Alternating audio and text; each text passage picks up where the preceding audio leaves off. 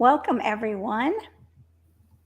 I'm Mariquita Solis, the live stream host of all-creatures.org. All-creatures.org was founded in 1998 by Pastor Frank Hoffman and his first wife, Mary, and launched as the pioneer website in the United States for faith-based animal rights veganism. Today, led by our executive director, Tams Nicholson, we exist for all people seeking current animal rights, vegan resources, and offer decades of free animal rights and vegan content, including a huge repository of vegan sermons and Bible commentaries. I've been practicing that word too. Animal rights strategies, free vegan authored books, recipes, upcoming events around the world, and the works of various vegan authors, poets, and artists. We host current sites for almost 20 vegan and animal rights organizations, including Stop Crush, Unparalleled Suffering, and the Committee to Abolish Sports Hunting.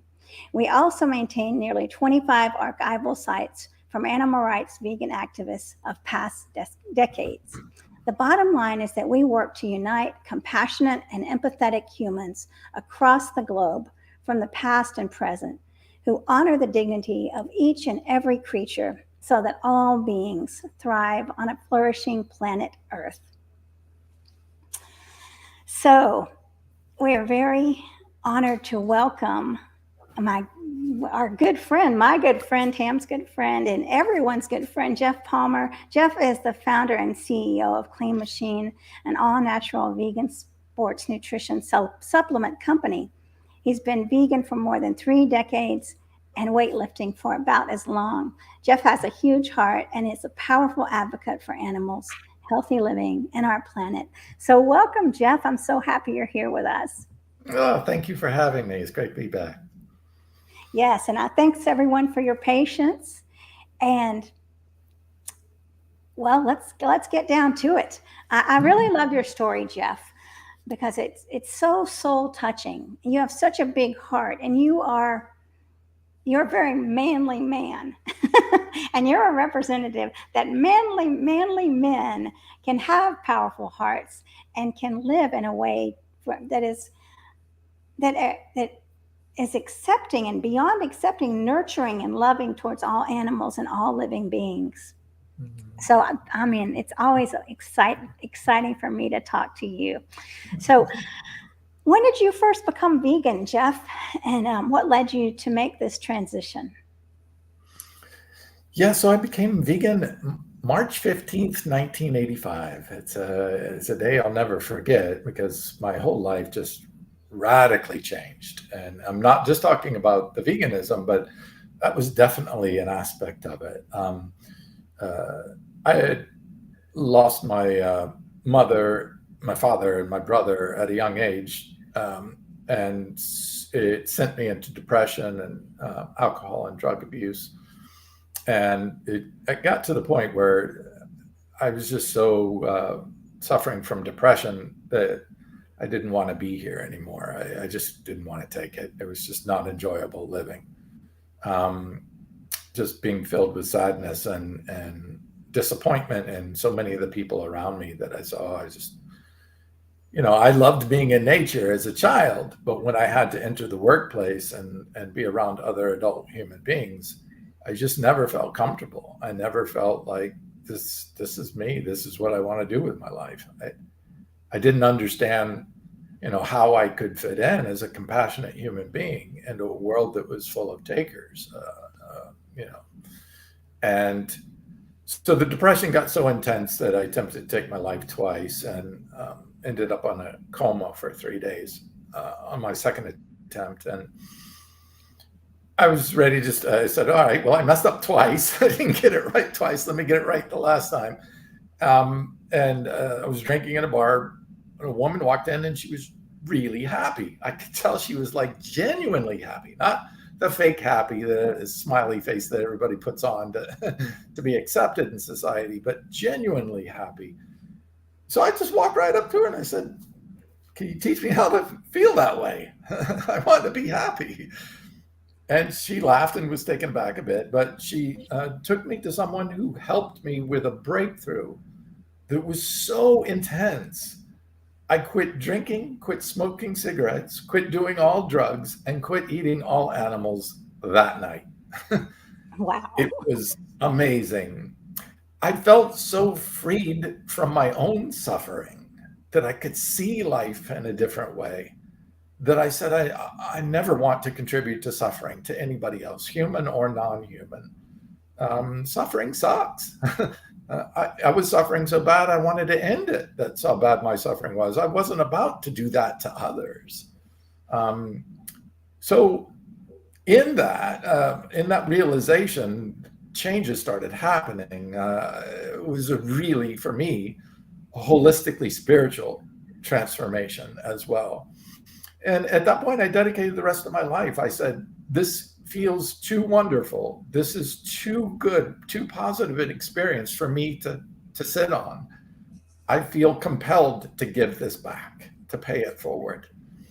And so I committed right then to spend the rest of my life trying to educate people, share the information that I find, and keep looking for information that shows that consuming plants and not animals is beneficial for everything. The person doing it, the families that are affected by it, you know. Look, I'm 61 years of age. My mother, my father, and both brothers never even made it to my age. And here I am thriving in the best health of my life, knowing I've got, hopefully decades ahead of me of enjoying life. And they never made it even this far. So, and it's true with so many people. And it's not just about quantity of life, it's about quality of life, how well you spend that. I'm 61. I don't take a single medication. I don't have any disease states. I don't have high blood pressure. I don't have hypertension. I don't have diabetes. None of it. Where the vast majority of the people my age that I know have multiple diseases, take up to 10 to 15 drugs a day to combat And those that's diseases. normal. They And think that's that's normal. normal. That's the average. Well, it is normal. You're right. It is normal. So, I just want to help as much as I can. And it's so bizarre to me that when I feel like I'm going to help people by providing information that shows them that they can make choices in their life that will benefit them, benefit their animals, increase their connection with people, animals, plants, the earth, everything. And then they resist me or get angry at me. And I'm like, I'm trying to help you. I don't understand. But it's people entrenched in ideologies rather than understanding nutrition and our physiology and our biology. We go to school for most of our young adult, pre-adult life, learning math and English and all these wonderful things that are very useful, but we don't teach how to properly use the body, how to put food in our mouth that doesn't kill us. I mean, wow, what a miss. I know it's incredible too. And this is living food. So, and it's funny that living food is classified as food, as along with this stuff that isn't even food, right? How can that be in the same category? It's I joke that there's over close to 100 trillion cells in the human body, and 5,000 cells are taste buds. Yet we focus on the 5,000 cells and not the 100 trillion cells health.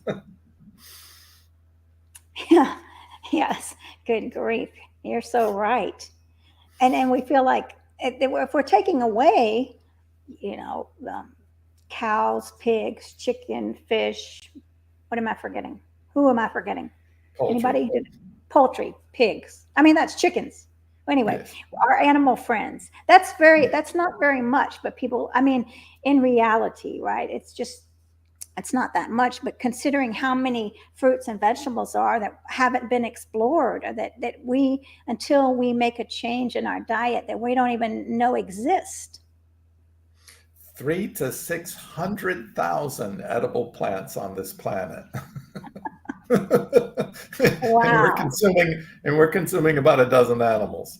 It's like, wow. You're And right. you're You're right. right. There's so many plants that are not in the marketplace.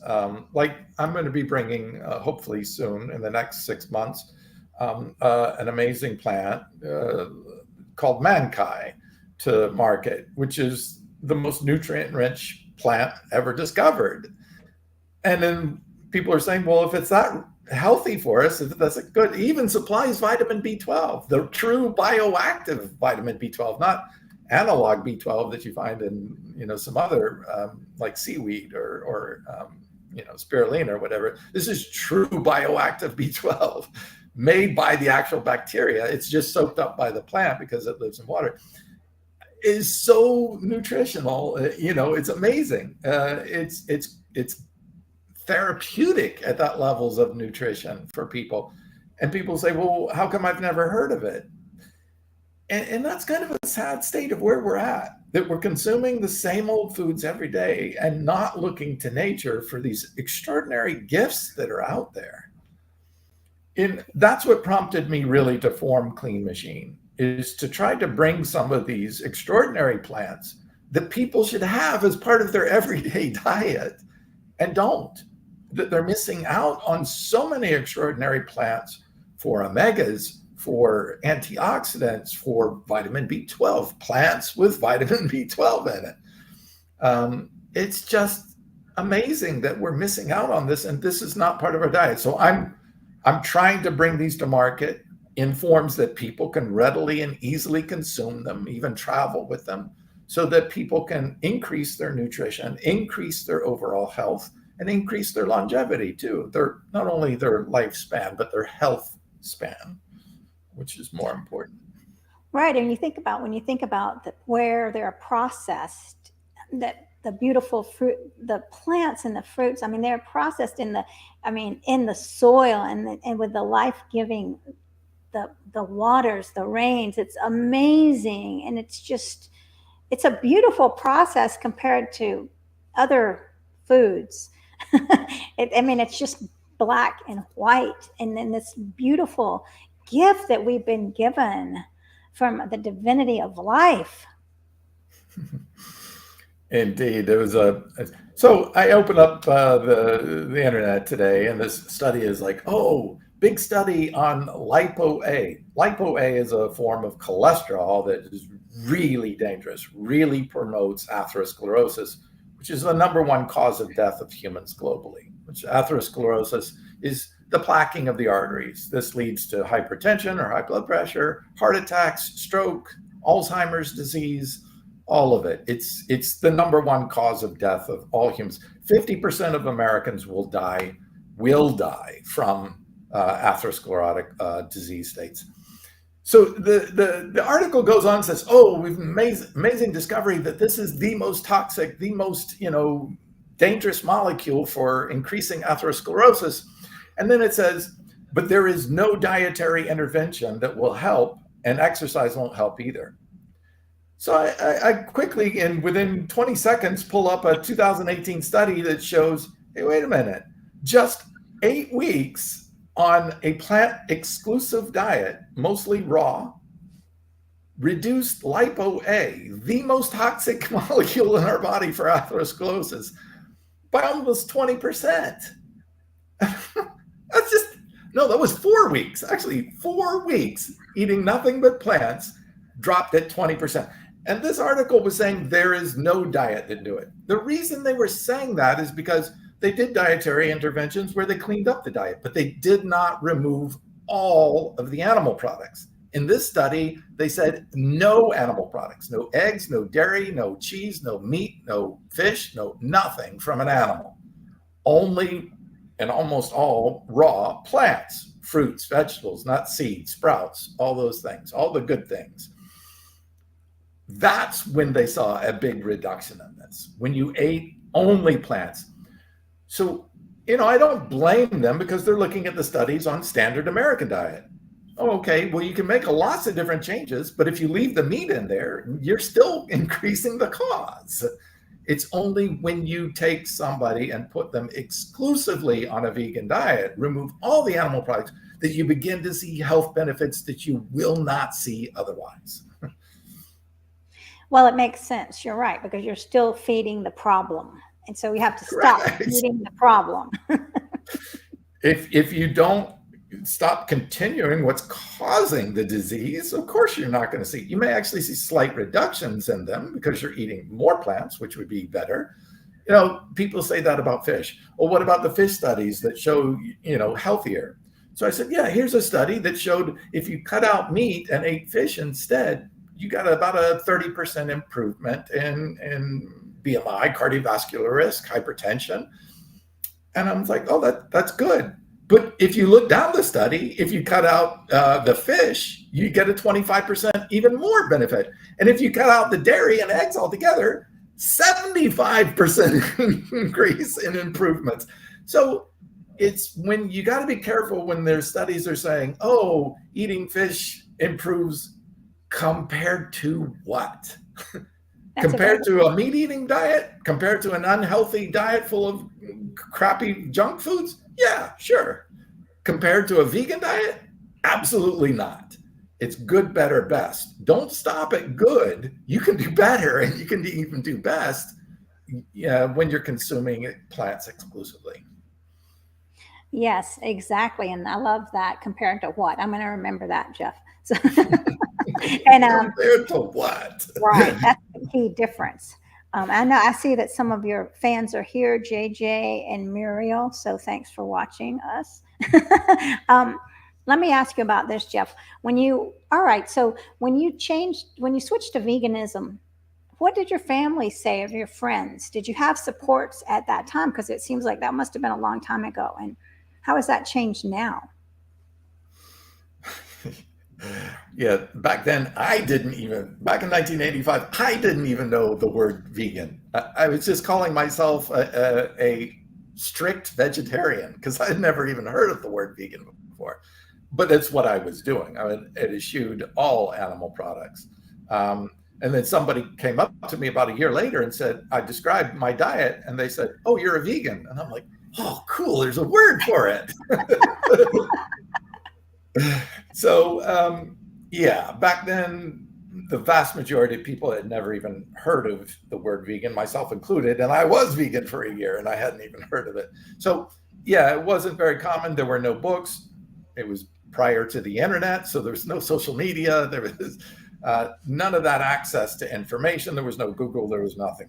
So, there were a few books out there, but you had to know about those books in order to know they even existed. And it wasn't until I did some digging did I do that. And fortunately, John Robbins' book came out maybe a year or two later, Diet for a New America, which really changed everything and made it a much more commonplace. But in the workplace, in school, in all of the public places, yeah, it was. Why are you going to do that? Where do you get your protein? Where do you get your omegas? All the nutritional stuff. And now we have access to so much literature that's online. It's so much better. But I'm surprised. Here we are in 2024, in the age of Google, where you can, in 5 seconds, just speak into your phone and ask a question and get an answer with scientific data showing it. That we still have people not understanding that plants are the ones that make essential amino acids and animals don't. That just blows my mind. Well, very true. I mean, just about the protein thing. So I was in line at a little buffet, and the mother was saying to her little girl, now you've got to get your protein, make sure, and pointing to the animal flesh. And someone also was telling me about a salad they created, and she said, and you can add protein to the salad. I said, well, I get my protein from plants. So I didn't want, I wanted to be very PC. And because, I'm just like fuming inside. Oh, here we go again. Right. But of course, I mean, it's just, they don't know. So just kind of sending out those little morsels of And hopefully they would say, what do you mean protein from plants? That would be great to hear. What do you mean protein from plants? Because then I could expand on that. Yeah, exactly. Well, and look, my father was an English professor at the University of Florida in South Florida. My mom was a child psychologist, so I grew up in academia. So, I was challenged right away. Hey, because most of the people I knew were, with higher degrees, masters and PhDs and stuff like that. And so they would challenge me to questions. And of course, thankfully now we have data. Back in 1985 there was no internet, so I didn't have access to the data besides the library. And you had to know what you were looking for back then. And even then, the scientific data was not available there. But back then, even when the internet became available and I started having access to some amazing studies, the studies were all done on omnivores. None of them included vegans. So again, compared to what? They were already looking at people sickened by the diet of an animal-based diet. So they were looking at ways to improve a sick person, not what does a healthy person actually look like? What is healthy physiology? What does a healthy gut microbiome look like? Just talking with someone today about TMAO. TMAO is formed in the gut when you consume animal products, specifically meat, high in carnitine and choline. These are the two ingredients that convert to TMAO. TMAO goes into our bloodstream and forces cholesterol into our endothelial lining of our bloodstream, which is what causes cardiovascular disease, right? That's what the heart attacks, the stroke, the Alzheimer's comes from. And the TMAO jams it in there and keeps it in there. So this is a driving force. LDL is the plaquing, but TMAO drives it in there. So they said, all right, well, what about people eating plants? And they found, wait a minute, vegans, especially longer term vegans, don't produce TMAO at all. So it's only when you put animal proteins in the digestive tract does this happen. And of course, the flip side to this is, okay, what does a healthy microbiome look like? And the good bacteria all increase when you add fiber. And there is zero fiber in any plants. So just by our gut should be telling us what we should be putting in it. We put in fiber, which only comes from plants. There is zero in animal proteins. It improves our gut health. If you put in meat, it causes dysbiosis or it causes TMAO, which leads to disease states. So it's really clear which two food groups we should be putting in our digestive tract. Our own gut microbiome is telling us. We have this data, and there are still people believe that they healed themselves by eating meat, which is just a fallacy. It's mind-blowing to me. It is mind-blowing. And when I hear those people, I think I want to check back with you in 5 or 10 years. Exactly. I want to know how this just eating meat. I mean, some people that's all they eat. What's the long? I mean, I know what I wish I was an academic like you, but now I understand that your parents were academics. So that explains you, Geoff. Your amazing knowledge. So yes, and knowing. Well, we know the consequences of depriving our bodies of this life-giving earth force, the energy of plants, this, fuel. And so, well, everything you do is so amazing. And I don't see how anybody could ever win a debate with you.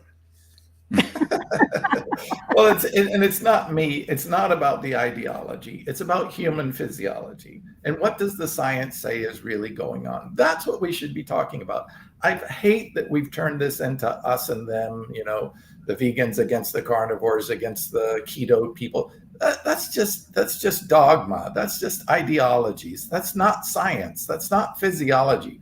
Our body has one preferable pathway, and we should be working on what is that, and it's really clear by the studies on the microbiome, even the omega-3 research. We had it wrong so badly. For the last 50 years, we've been just flat out dead wrong on it.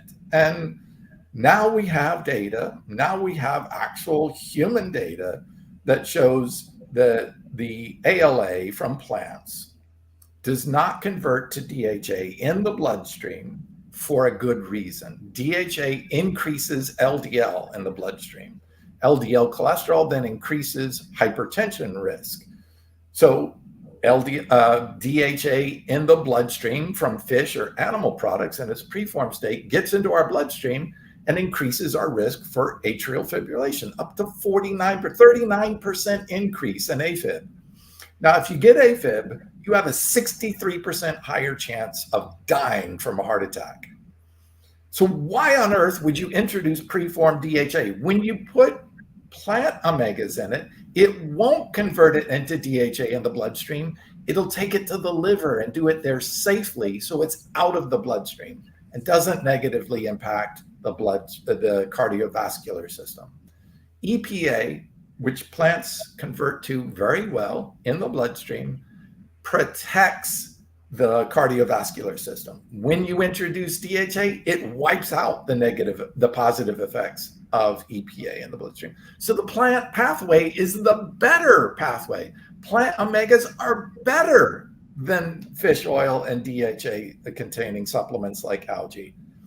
We've had it backwards the whole time. We thought that by looking at blood tests, these omega-3 blood tests, to say, hey, wait a minute, ALA is not converting to DHA in the blood, we thought it was not converting at all, which is not true. A new study just came out in 2024, shows that ALA converts to DHA in the liver and in tissues, fat tissues, brain tissues, safely out of the bloodstream by 47 times more than it does in the bloodstream. Yet there's still, the fish oil industry out there is still pushing these omega-3 blood tests to scare vegans into thinking that they're not getting enough DHA when they are. They're getting more than enough, and it's supplied by the plants. It's wrong, it's scary, and it's almost, I relayed all this information to the fish oil industry through a podcast called NutraIngredients. They responded by saying, okay, this is correct. This is new data. They didn't even argue with it. And then they went out and published a study saying everyone should get blood tested because it sells more fish oil. It scares people into thinking that they have to get fish oil in order to get their DHA. They intentionally are using bad science data to scare people into buying more of their products. This is horrific. It is terrible. You're right. And what you said, I mean, to question, where are these studies from? That's one thing that I learned from the Cornell taking that class, was to look at who did the study, who's behind it, right? And not just take it at face value, and to encourage people to look at the studies themselves. Where are they getting that information from?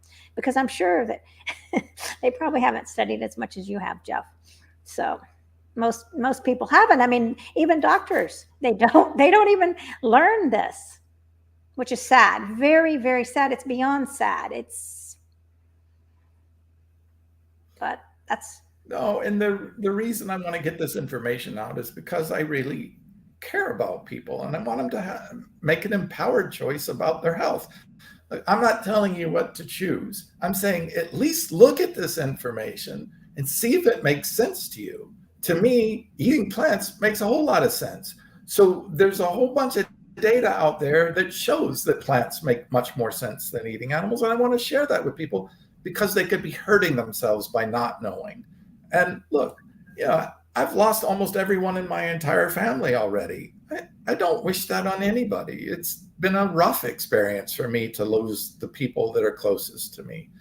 I don't want that for anybody else, which is why I am so passionate about what I do. Not to be right, not to be smarter than somebody else. That's ego. That's not important to me.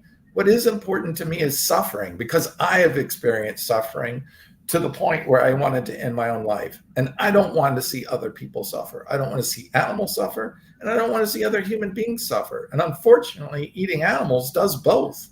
It causes suffering to the animals, to the planet, and to themselves. And the vast majority of people just don't know that. And that's what I'm trying to do, is help with that.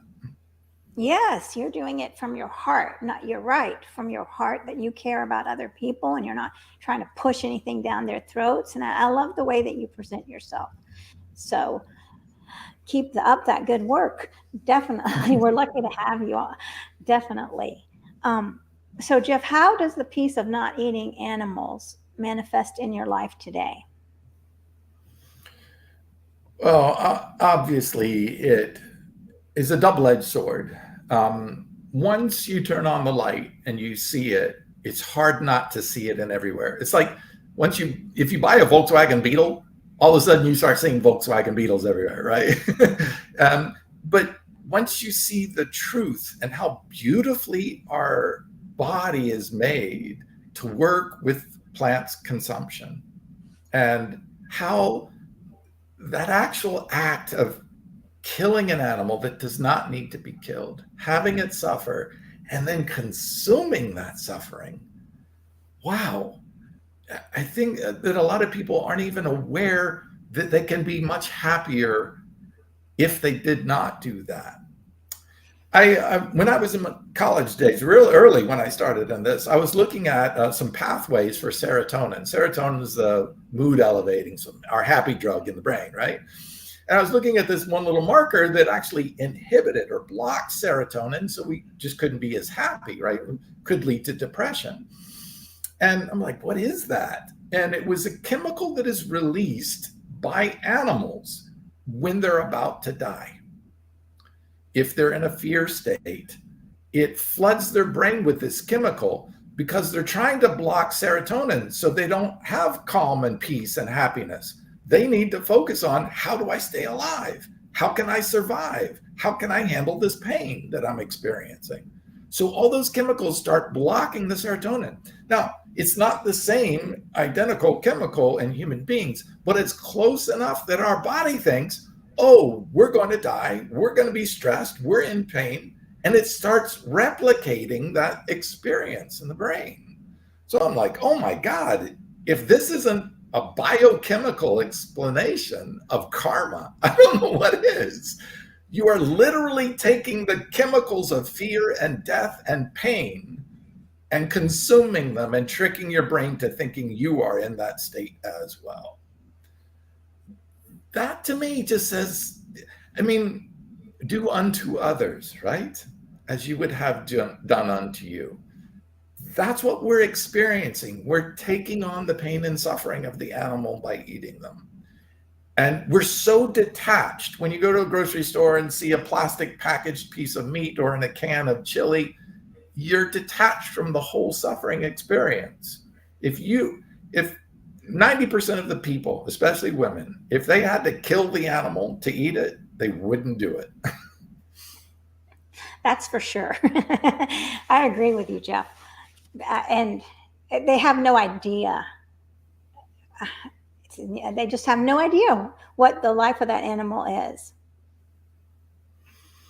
And I mean, we can all feel that connection with a cat or a dog or any other pet that we have, the bonding, the connecting, the personalities. You see the personalities. You see how they're sad one day and they're happy one day, they're cuddling one day, and they're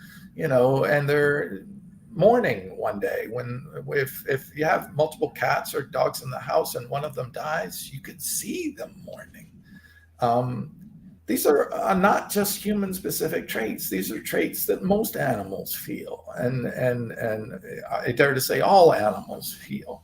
All the recent studies on fish and octopus have been extraordinary. Fish remember up to 100 different human faces and can remember them by their facial structure.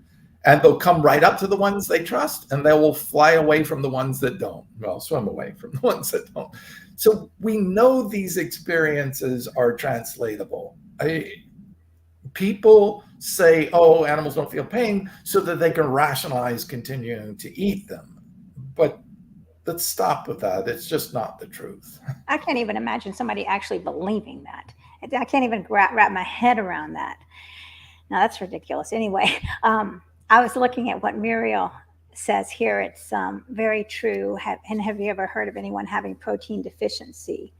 unless they're starving, right? Unless they're anorexic. No. And we do have a deficient. What's the big deficiency, Geoff, that we have? Fiber. Almost 90% of the US population is not getting enough fiber. Amazing study on maternal fiber, by the way. So a mother eating fiber and the outcomes in the baby. So those consuming insufficient amounts of fiber compared to those who were on a plant-based diet consuming a lot of fiber had up to 50% less mental processing ability, had social skills inhibition, so up to 50 and 60% less ability for their brains to process proper, healthy social connections. I mean, this is wild. This is fiber. And this is the mother consuming fiber while they're pregnant, and then the child having a totally different cognitive score, cognitive abilities after they're born just from fiber difference. That's amazing. That says a lot. You'll have to share that with us, that study. It's a powerful study. I actually thank Dr. Milton Mills for sharing that study with me. Amazing. Yes, I love him. All right. Well, I want to ask this question. What is your most memorable experience of your vegan lifestyle so far? My vegan wife. That's probably finding another long-term vegan. I've been vegan for almost 40 years and my wife for 30 years. So finding someone with that level of compassion and commitment, and then just being such an amazing life partner, yeah, that's my best experience by far. But really, I love helping people. Let me give you just one example of one that I've given before. A guy walked in and he had kidney cancer. It was about the size of a grapefruit. So they were going to take out not one, but both of his kidneys, which means he would die if he didn't have a kidney transplant, but that he would probably be on kidney dialysis the rest of his life anyway. And he said, I don't want to do that. Can you help me? And I had just been reading about phytates or IP6. And I said, here's an amazing supplement that's got some really nice data on it recently. And he says, I'll give anything a try at this time. You know, all the drugs haven't worked. I've been through chemo. Nothing's worked. It's getting worse. I didn't see him for a couple of months. I was concerned that the tumor had progressed too far. And about 4 months or so later, he came in and he just ran up and gave me a big bear hug. And he said, it's gone. The tumor is gone. I got to save both kidneys. And then the next thing he said was really something that made my life up to that point worthwhile. He said, I want to thank you for that. But more importantly, my wife and kids want to thank you because they get to keep their dad. You don't compare any other experience to something like that. Seeing his eyes water up and knowing that his children get to keep their father.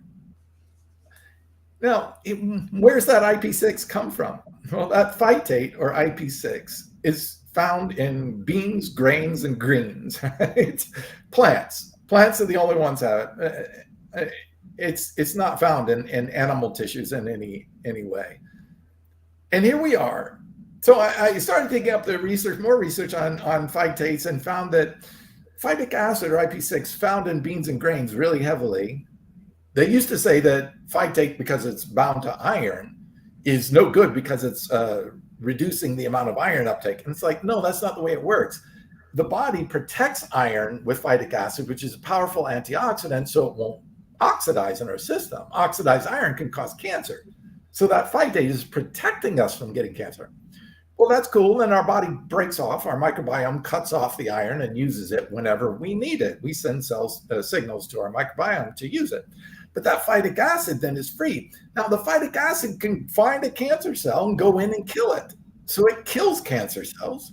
Then it can actually find a cancer cell that is only partially cancer and go in and turn off the oncogene, change it back to a healthy cell. There is not a drug on the market that can do what plants can do in reversing cancer. Now, colorectal cancer has become the #1 cancer cause of death for Americans under 50 years of age and men.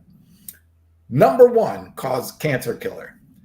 And plants can reverse those cancer cells where the heme iron in meat actually causes colorectal cancer. The #1 cause of colorectal cancer is consuming meat, and especially red meat and processed meat.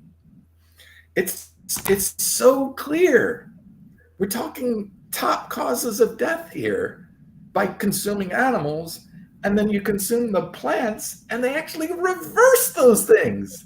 They not only don't cause the problems, they reverse and correct the problems that the meats are causing. Amazing. It is amazing.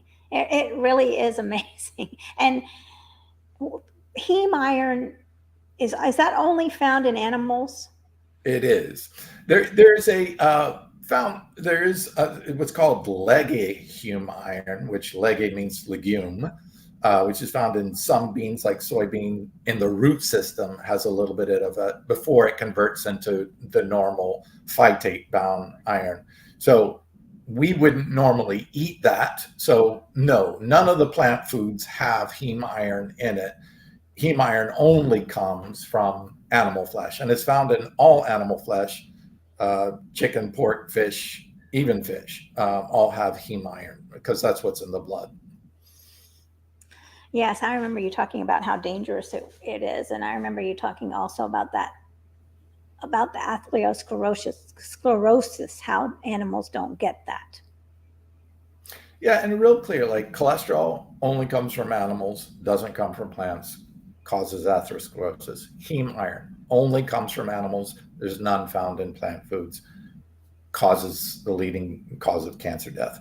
So it's really clear. You can't say, oh, it's the unhealthy foods. Well, yeah, don't eat the unhealthy foods either, the fats and the oils and the sugars and the heavy salt. Yeah, I'm not saying that. I'm talking whole plants versus whole animals. Apples to oranges, or in this case, apples to animals. Right. Exactly. All right. Well, I want to hear about Clean Machine. And how long has Clean Machine been around? Tell us about your organization, Geoff. Yes, next month we are celebrating our 11th anniversary, so 11 years in business. We're really excited about this brand new launch we're coming out with. It will be the first whole food first whole food vegan protein powder that is completely whole food, while you can mix it and drink it just like a protein powder from isolated plants like pea or rice. But this is in its whole food state with all the fiber, all of the essential fats, all of the micronutrients intact and in their whole food state. And it drinks just like a pea protein or a whey protein drink. Well, that's very exciting, and I know how hard you work to make all these happen. So, where do we get this? I'm going to ask you this again later, but just for people that want to know right now. So you can go to Clean Machine online. Our protein will be coming out in probably about 3 months or so from today's date, which is June, end of June. You can go to Clean Machine online, or you can check us out on Amazon too as well, or on Amazon.com. And we are in some stores, mostly mom and pops. Yep, we're the best kept secret out there, but probably easiest is to get it on Amazon, where you can get free shipping with Prime too as well. Right. And tell us about the bodybuilding projects, if you have any coming up, or in the past, any of them. Let's hear it. Yeah, so I was the first to create 100% vegan natural bodybuilding competition. So in bodybuilding, you have two groups: natural bodybuilders and not natural bodybuilders. Not natural bodybuilders use drugs. They use insulin, they use steroids, they use, drugs for reducing body fat, some dangerous drugs. But natural bodybuilders are completely drug-free. So I wanted to do a show that showed only vegans, vegan for at least 1 year, and completely drug-free. So this is a drug-tested event. And we put together the first one back in 2018, I believe, and we did one last year in 2023. We hope to do one again in 2025, but we'll see. We've got a lot of good things. I'm working on a book right now on omega-3s and hope to have that out by the end of the year or early next year. And it's going to blow the cover off of omega-3s. All the things you thought about omega-3s were true are going to be turned over, and all the research will be there to show the evidence of it. So, Well, that's exciting. I was wondering if you had a book coming out soon. And from books, movies, everything, documentaries. So, what do people say to you, guys? I guess at the gym when you're wearing your plant T-shirts, and what do you hear from them? yeah, usually the basic questions, but every once in a while I'll get into a conversation with people who are on keto or carnivore diet or things like that, and talk to them about, hey, what do you think it is that you're getting from from that diet that you're not getting? And of course they're like, well, the protein. And I'm like, do you realize that animals don't make proteins, right? They eat them. That's how they get them. They can't make essential amino acids. And they're like, I didn't know that. I said, yeah, only plants do that. Some microbes do that, but we don't eat a bowl full of microbes for breakfast in the morning. We eat plants or animals. So, and I'm like, okay, well, name one nutrient that comes exclusively from animals that we can't get from plants. And they're like, vitamin B12. And I'm like, no, that doesn't come from animals. That comes from bacteria. Animals don't make B12 either. And they're like, oh, choline, blah, blah. No, that's in plants too as well. And like, oh, carnitine. No, our body makes our own carnitine. Oh, DHA. No, our body makes our own DHA. There is not one. But I like to let them go through that because it's a mental process. Let them think about, gosh, I can't even think of one. Correct. You're believing an assumption that you have zero proof of. And I said, but don't take my word for it. Just go home and Google, what any nutrient, micronutrient, macronutrient is made by, animals don't make essential amino acids. They don't make essential fatty acids, and they don't make fiber. These are three of the most important things that you consume. They don't make any of the vitamins except for vitamin C. Some carnivore animals can make their own vitamin C because they don't eat plants. And eggs have 0 vitamin C in it. Milk has like 1 milligram, and meat, 16 ounces of meat has less than 1 milligram of vitamin C. We need 90 milligrams of vitamin C. Just half of, actually about a quarter of a red bell pepper will give you all the vitamin C for your entire day. Yet 5 pounds of meat won't give you enough to even meet your minimum requirement. That's too funny, but very, very true. I love it the way you allow them to kind of come up on the answers themselves. Yeah. So I know there are a lot of people that think, oh, gosh, I wish I could be like Geoff. I'd have all the questions answered and I'd have the big, muscles to prove it. What kind of words of encouragement would you give a new vegan today that might be isolated or struggling? Yeah, obviously my field is, I love the research behind it. I grew up learning studies from my college days, reading studies. So, I had the background in school to learn how to read and diagnose and understand research and what it means and the physiology behind it and stuff like that. So I actually know what to look for too. But then there's, on the nutritional side, I look for these amazing plants like ahi flower. I was the first to bring ahi flower to marketplace, and it won the Nexty Award there. There's the Nexty Award. That's the top supplement award in the world. I was the first to bring Limna, which is that one, one of those products up there, which is the most nutrient-dense plant ever discovered. I'll be bringing it back later this year. I was the very first to bring that, won the Nexty Award for it too. First to bring the first 100% pure vitamin D3, vegan vitamin D3 to market. So I go out there and I search and I talk with these researchers and scientists and burgeoning new groups and stuff, and work with them to say, hey, wait a minute, I want to be, I'd like to get this out to the marketplace. Give me all the information you can, and then start scrubbing the information. But go out there and find this. It takes work, but it's a work of love, because when you find good information, like we're going to be the first company in the entire world to bring this new form of protein to market in its whole food state. First ever. So a global launch. And it's super exciting. But I approached the company early and I showed them my passion. I showed them my interest, and I said, let's partner together. They gave me the exclusive to be the first and only company to come out with this. That's exciting, but find collaborative relationships with other people that are really doing amazing work, and then work with them to help get this out in a major way. Look, education is going to come not from the top, not from the doctors, and not even from the academics. It's going to come from us at the grassroots level who have a passion and a desire to try to get accurate, good, cutting edge information out there. It's all of us, and it's not just me. It has to be an army of people. We all have to get out there and do our part.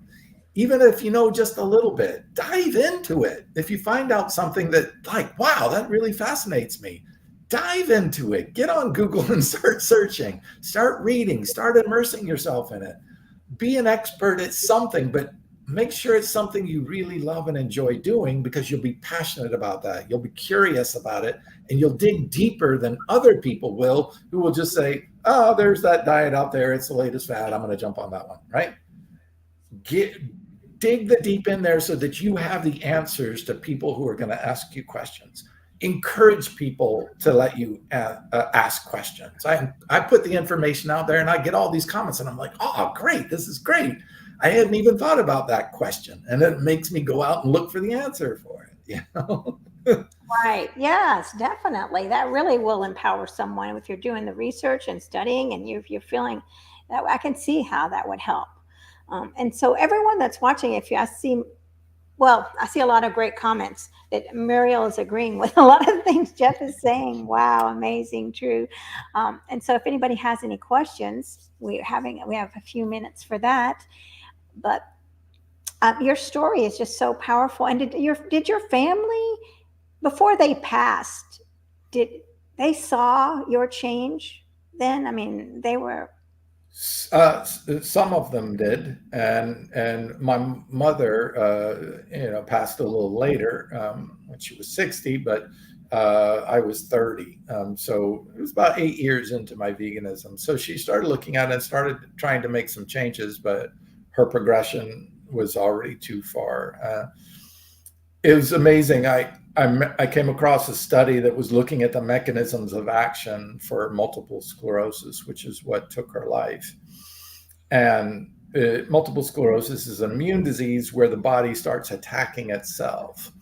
And I'm like, why would the body attack itself? Well, when we put meat into our digestive tract, it forms these broken proteins. They're called tangled proteins. And they're misformed, misshapen. They're ugly proteins. They're damaged proteins because we've heated the meat before we eat them, and then our body's trying really hard to break them down, and they become what's called denatured proteins. Well, this denatured proteins cause inflammation, which causes our gut to separate and allow these toxic particles to get into our bloodstream and eventually find our way into our immune system. So, and the body starts trying to attack these proteins, right? Because our body says, I recognize that protein. It's a good thing. It's food. I'll take it. I don't recognize that protein. I'm going to attack it because it may be a pathogen, a virus or bacteria or something harmful, like a parasite trying to attack me. So I'm going to attack it. Well, what happens is you've got all these weird proteins from animal proteins that are all distorted and tangled and ugly. And the body says, I don't know those proteins, those could be dangerous, starts attacking them, so you get this inflammatory effect. Well, it starts getting over hyperactive and says, all right, attack that one, attack that one, attack that one. And then it starts attacking its own nervous system. It starts mistaking what's called our myelin sheath, the sheath that protects our nerves, starts attacking it, thinking it's those dangerous proteins as well. And that's where our body, but we put the body, when I read that study, I just held it up and they said, Mom, I finally found it. The cause of your multiple sclerosis. It was the meat all along. And just broke down in tears because I wish I had had this information before she passed. So I said, I'll do my best to try to get this information out to others. So maybe there's even just one person out there that doesn't suffer because they have made some appropriate changes. Oh my gosh, yes. My heart goes, goes out to your mom, and my friend passed away from Crohn's disease. And if I only knew what I know now, she would, she would love to go and eat filet mignon, and we didn't know that was what was hurting her. The animals, that these beautiful creatures, and I don't know. It's really sad, but thank God that you are doing what you're doing, and we're all doing this together. All Creatures is here, and we're doing our best to educate and to speak from love, like you're saying, letting go of ego and speaking from the heart to help others heal and to be a source of an answer to prayer. Mm-hmm.